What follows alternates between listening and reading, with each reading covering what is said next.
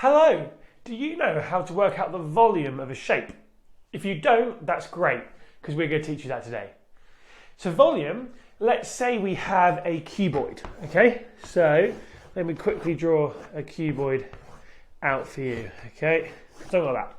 Now, if I said to you, what's the volume of this? What you need to know is you need to know three measurements. So you need to know the width, let's say 10, let's give you a random number. Then the depth, let's say 2, and the height, let's say 10 again, okay? So these are your three measurements. Now, the rule of working out the volume is width times depth times height.